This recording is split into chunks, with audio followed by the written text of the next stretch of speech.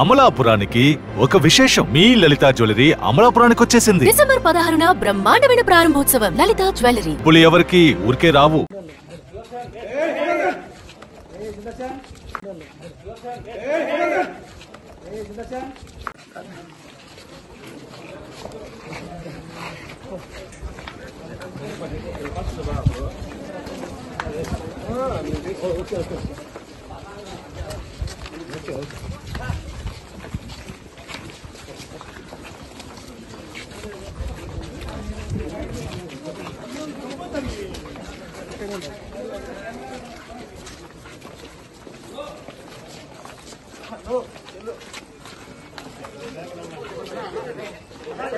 కలిసి పని చేయాలి అని ఇదివరకే నిర్ణయించుకున్నాం.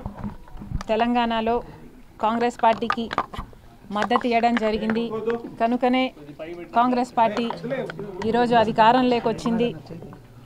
కేసీఆర్ గారి ప్రజా వ్యతిరేక ప్రభుత్వాన్ని దించడంలో వైఎస్ఆర్ తెలంగాణ పార్టీ చాలా పెద్ద పాత్ర పోషించింది. 31 నియోజకవర్గాలలో కాంగ్రెస్ పార్టీ గెలుపు కేవలం 10,000 మెజారిటీతో గెలిచారు. దానికి కారణం మేము పోటీ చేయకపోవడం. వైఎస్ఆర్ తెలంగాణ పార్టీయే పోటీ చేసునుంటే కాంగ్రెస్ పార్టీకి చాలా ఇబ్బంది అయ్యేది. ఈ కృతజ్ఞత భావం కాంగ్రెస్ పార్టీలో కూడా ఉంది. వైఎస్ఆర్ తెలంగాణ పార్టీకి నేను చేసిన త్యాగానికి కాంగ్రెస్ పార్టీ వాళ్ళు విలువనిచ్చి ఈరోజు నన్ను కాంగ్రెస్ పార్టీలోకి ఆహ్వానించడం జరిగింది. కాంగ్రెస్ పార్టీతో కలిసి పని చేయడానికి నాకు కూడా ఏ అభ్యంతరం లేదు.